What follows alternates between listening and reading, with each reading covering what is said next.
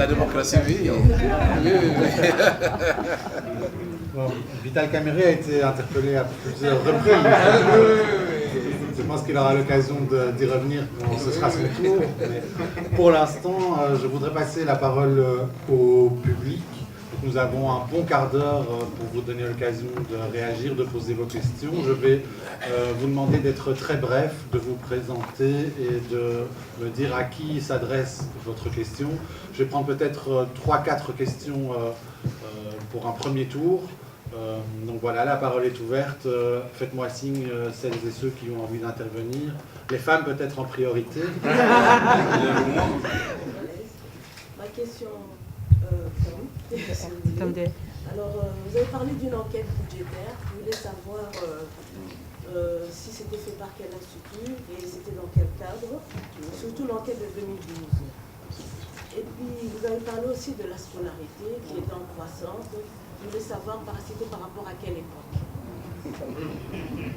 Merci beaucoup. J'ai vu d'autres mains se lever.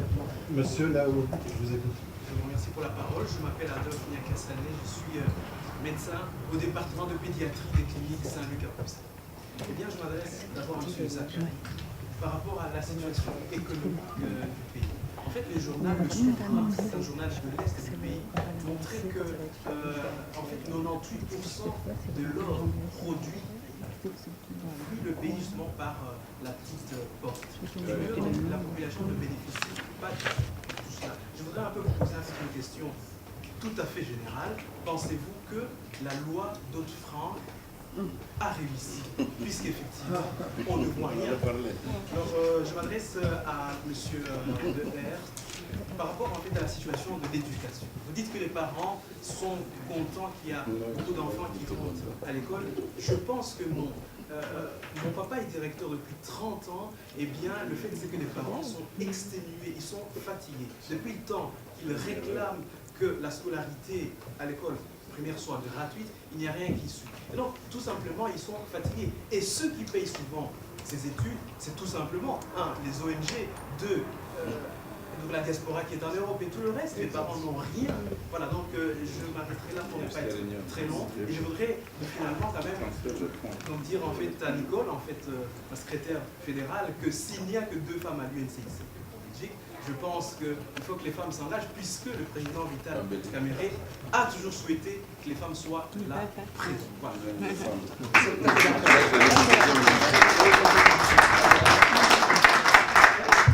Encore une question pour ce premier tour. Monsieur, je vous en prie. Je m'appelle Joseph Tamoué, je suis ingénieur, je viens de la Norvège. Ma première question s'adresse à Madame Nicole. Elle a parlé des femmes, elle a dit qu'il n'y a pas beaucoup de représentativité de femmes. Je pense que ça doit être aussi un problème de culture, c'est-à-dire il y a beaucoup de femmes, parfois, je parle aussi au Congo, qui n'ont pas aussi ce courage de sortir. Parce que je voudrais juste donner un petit exemple. Au niveau de la Norvège, il y avait aussi ce problème. Mais les femmes se sont battues. Et aujourd'hui, si vous demandez au niveau, les femmes au niveau de la Norvège, elles vous décrivent les hommes de telle manière, elles disent, dans la famille, il y a d'abord la femme, les enfants, le chien, et après le chien, c'est l'âne. Donc, c'est une vérité. Au Canada.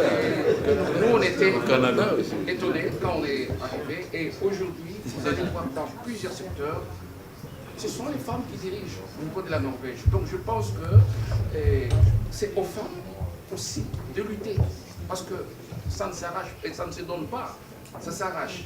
Alors, sortez, montrez que vous êtes capable de faire quelque chose. Je crois que personne ne vous en préfère. Et je répète encore ce que mon confrère venait de dire tout à l'heure. Le président Vital, nous pensons que son souci serait celui de voir que les femmes puissent être beaucoup plus nombreux dans son gouvernement, par exemple. La cohésion. Première mission. Première mission. Je prends encore deux questions ici. Oui. Il y aura 55% Ma de question femmes. s'adresse au professeur de l'Université d'Anvers. Ma question est celle-ci. Quand vous parlez de l'éducation, de quelle éducation s'agit-il? Est-ce que c'est une éducation pour tout simplement occuper les enfants pour qu'ils ne traînent pas dans la rue, ou une éducation pour former les enfants cadres de demain? Monsieur au fond, et après je vais inviter les intervenants à répondre. Bon, moi je m'appelle Archange Michel, je viens de la Norvège. Je voudrais compléter l'idée de mon frère. La compétence est du genre féminin. Donc ça veut dire qu'en Norvège, s'il y a beaucoup de personnes dans le gouvernement, ça veut dire que c'est leurs compétences qui comptent d'abord, et non le sexe. Ce que nous devons savoir d'abord, c'est un peu de nettoyer cette mentalité.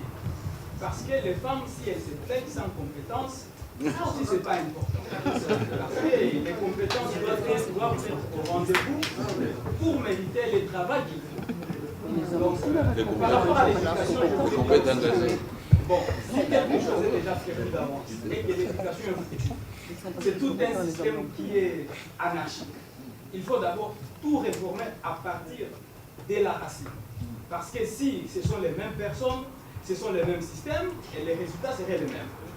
C'est comme la loi de la conservation de la nature. Rien ne se crée, rien ne se perd.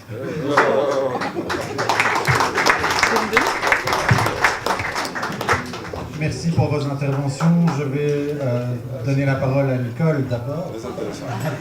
Et ensuite à Tom Deherde et puis à Arnaud. Oui, donc je ne vais pas répondre question par question, je vais regrouper. Je suis tout à fait d'accord avec le constat. C'est vrai que nous, les femmes, nous-mêmes, devons évidemment se battre, se mettre en avant. Mais parfois, les hommes sont... C'est comme si on leur avait mis un cachet, enfin une espèce de cache sous l'œil pour ne pas voir cette bataille.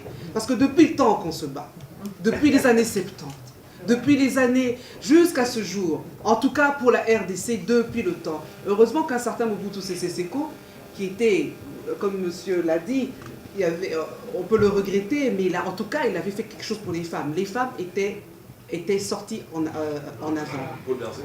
Non, pour danser. Voilà, vous voyez, le cliché est encore pour danser. Mais il y avait parmi elles des femmes qui montaient. C'est pour cela que je dis, et je voudrais que vous m'accordiez ce droit que ça soit simplement mon point de vue. La notion de parité, par exemple, moi, personnellement, je ne suis pas vraiment d'accord pour le contexte congolais. Pourquoi? Parce que nos hommes congolais ont tendance, je ne jette pas la pierre, mais c'est le constat, et je l'ai fait cette étude, nos hommes congolais ont tendance à accepter facilement les femmes dans la sphère, dans la vie publique, simplement à cause de leur physique. Non, je vous le dis, c'est seulement à cause de leur physique et non à cause de leur tête. Donc du coup, les femmes que l'on place PDG, ministres, elles ne sont que pour boucher, pour remplir un sondage, pour remplir un pourcentage des statistiques, et rarement pour leurs compétences. C'est pour ça que nous, les femmes, nous devons nous battre pour, au-delà du physique, que ces hommes, non seulement on me met là parce que je suis belle, etc., et que cet homme me met, absolument, mais parce que, et surtout, je suis intelligente. Voilà.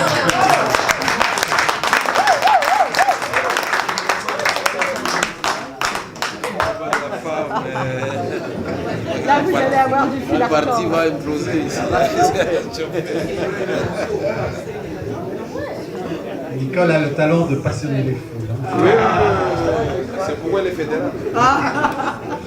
Tom Deherde, vous avez été interpellé à plusieurs reprises sur l'éducation, sur l'enquête de 2012. Je vous cède la parole.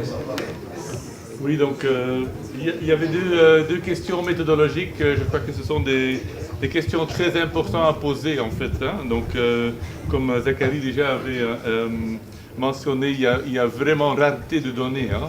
Donc si moi je dis qu'il y a eu une croissance dans les budgets ménagers de 2%, ça signifie quoi? Bon, de toute façon, il n'y a pas de contre-incidence. Ici, donc, l'enquête budgétaire dont je parle et que nous sommes en train de dépouiller, c'est l'enquête 1, 2, 3 menée par l'Institut national de la statistique du Congo. avec des partenaires internationaux, etc. Donc voilà, là vous pouvez vous pouvez méfier l'INS, et donc à juste titre, hein, mais il n'y a rien d'autre. Hein. En tout cas, moi je ne connais pas une autre enquête au niveau national qui essaie d'être représentative. Bien sûr, il y a beaucoup de problèmes méthodologiques et c'est quand même important, très important de faire attention aux résultats publiés, de chercher les données primaires et de commencer le déploiement vous-même. Je vous invite à le faire. Hein. Concernant les données sur la scolarité, donc les données sur la scolarité, bon, là on se base sur les deux enquêtes 2005-2012, mais aussi sur les enquêtes mixtes qui ont été menées par l'UNICEF. Mix et EDS, donc 2001, 2007, 2013. Donc c'est quand même, on pourrait dire, la dernière décennie. Hein. Et c'est à base de ces enquêtes-là. C'est aussi, on peut vérifier les données sur la scolarisation augmentée aussi dans les documents même du ministère de l'Éducation primaire, secondaire et professionnelle. Donc voilà, donc il y a plusieurs sources qui se recoupent. Il y a bien sûr aussi d'autres données sur le développement social, hein, donc la mortalité infantile qui est descendue à la moitié. Hein. C'est quand même un chiffre assez spectaculaire. Bien sûr que là aussi, vous pouvez vous douter des résultats de ces données-là. Hein, et il faut le faire. Hein. Vous êtes obligé de douter ces informations-là, je crois. Mais quand même, il n'y a pas d'autres données, il n'y a pas de données qui contredisent cela. Hein. Donc là, je crois que c'est un travail à faire, un travail critique à faire. Concernant, on pourrait dire qu'il y avait des questions sur la gestion ou la gouvernance de l'école ou de l'éducation. Là, donc il y avait quelqu'un qui disait que les parents sont fatigués de payer pour l'école. Oui, je suis tout à fait d'accord. Et je ne crois pas que j'ai dit que c'est maintenant la responsabilité du gouvernement que la scolarité a accru. Hein. Je n'ai pas fait le lien entre la politique menée par le gouvernement et une scolarité augmentée. J'ai juste dit que pendant les dernières années, la scolarité a augmenté. Pourquoi est-ce que la scolarité a augmenté? Je crois en premier lieu parce que les budgets ménagers ont augmenté, ce qui a permis à plus de ménages et d'envoyer plus d'enfants à l'école. Hein. La gratuité, elle a été introduite par le gouvernement en 2010. En gros, on pourrait dire que ça a été, disons, ça n'a pas fonctionné du tout. Hein, si on compare les frais à payer par élève en moyenne, ils ont augmenté. Ils ont augmenté entre 2005 et 2012. De nouveau, je me base sur les mêmes enquêtes budgétaires. Donc là, nous sommes parfaitement d'accord. Et c'est sur ce point-là que je voulais encore faire le lien avec l'État non étatique. Hein, donc les écoles qui sont de manière dominante payées par les parents, qui assurent un certain enseignement, on va en revenir. Alors voilà, c'est ce système-là qui continue à fonctionner, même si l'État est maintenant post-démissionnaire, il est en partie rentré sur la scène, quand même l'école et le système scolaire restent dominés par les parents, de manière, disons, au moins sur le plan financier. Alors, une éducation pour tous ou une éducation pour former les enfants, là nous sommes d'accord aussi, le défi de la qualité de l'enseignement est très très grand. Hein. Il y avait une enquête qui a été menée au Katanga, là on faisait des tests en fait, de lecture et les tests de mathématiques, et apparemment en 4e année primaire, les enfants, 90% des enfants ne savaient pas lire une phrase en français. Donc ça indique la qualité alarmante hein, à l'école. Mais bon, de toute façon, il faut commencer à inviter les enfants à l'école avant de commencer à travailler sur la qualité, sur l'augmentation de la qualité. Donc nous sommes d'accord que la situation est dramatique sur ce point-là. Faut-il recréer tout le système? Oui, bien sûr. Hein, si on peut recréer le monde, on va recréer tout le système. Mais en tout cas, moi, je ne sais pas comment recréer le monde. Et je ne sais pas comment recréer le Congo non plus. Donc, ce qu'il faut faire, je crois qu'il faut partir de la situation comme telle qu'elle est. Il y a un État incomplet. Il y a des parents qui financent le système de l'éducation pour se limiter au secteur de l'éducation. Voilà, c'est ça ce qui existe, ce qui est là. Comment maintenant agir pour améliorer le système, c'est ça la question. Mais ça, je suppose que c'est la question qu'on peut poser au nouveau président du Congo, qui sera ici.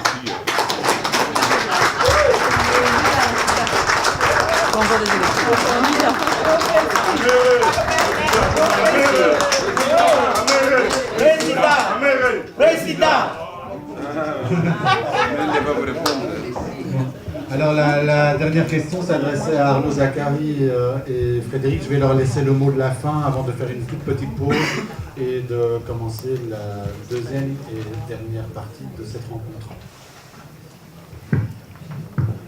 Oui, donc juste un mot sur la question de la scolarisation primaire avant de venir sur Dodd-Frank, parce que les questions sont évidemment pertinentes et ça s'explique par l'indicateur qui était choisi en 2000 dans les fameux objectifs du millénaire en matière de scolarisation primaire. Donc on calcule le taux de scolarisation primaire à partir du nombre d'inscrits en première primaire.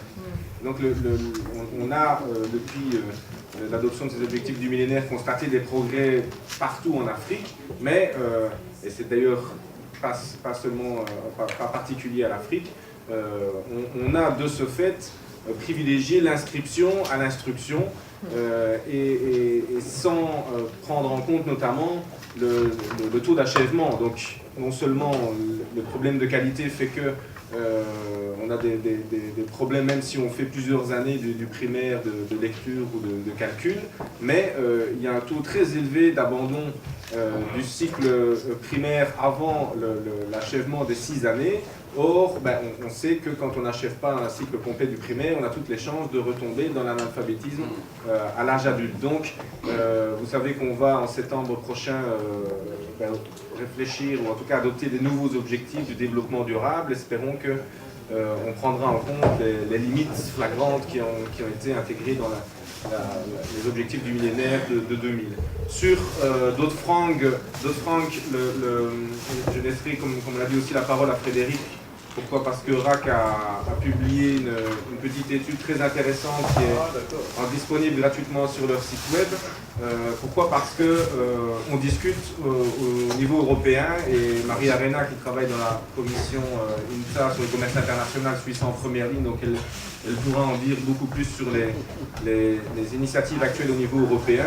Mais pour résumer les choses sur l'impact de la loi Dodd-Frank, d'un côté, l'objectif d'améliorer la transparence pour éviter que les minerais des conflits soient commercialisés en toute impunité, l'objectif est bon. Maintenant, il y a eu des impacts contre-productifs.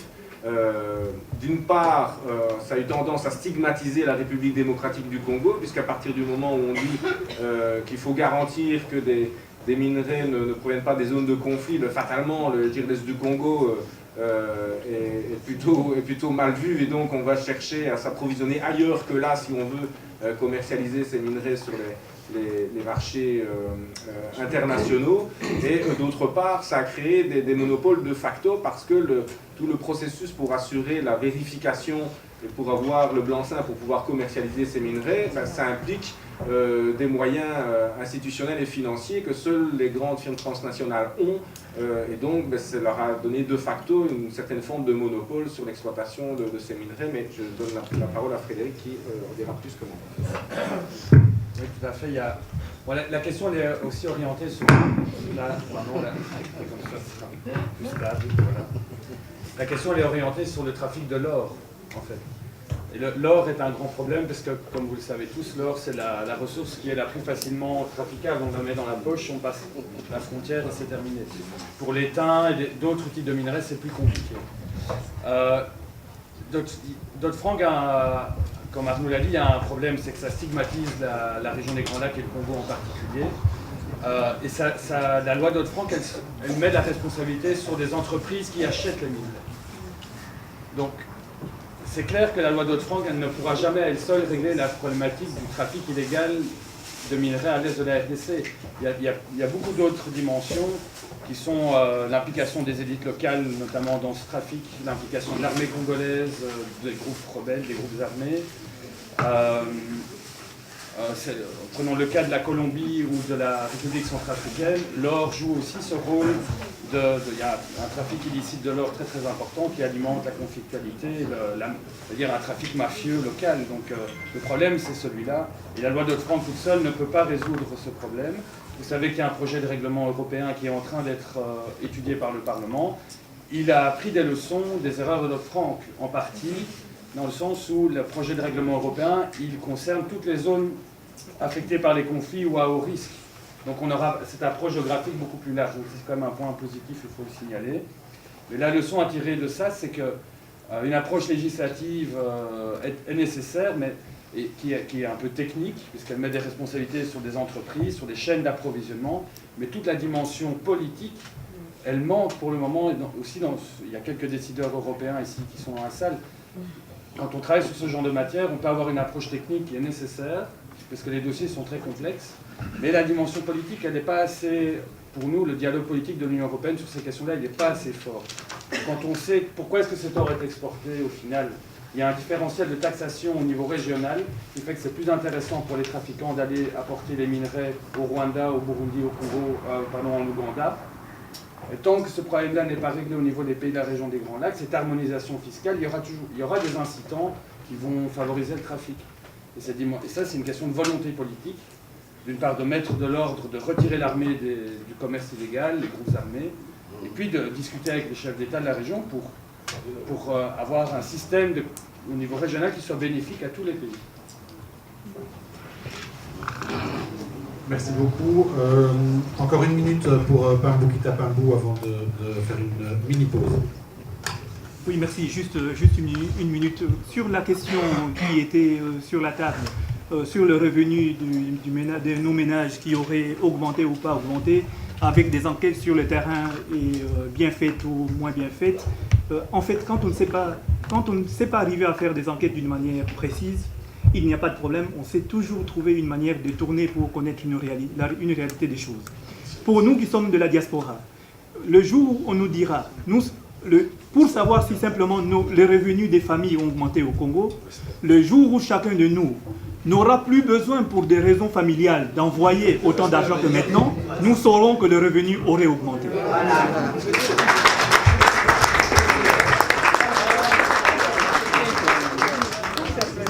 Merci, on fait une pause, on se retrouve dans 10 minutes.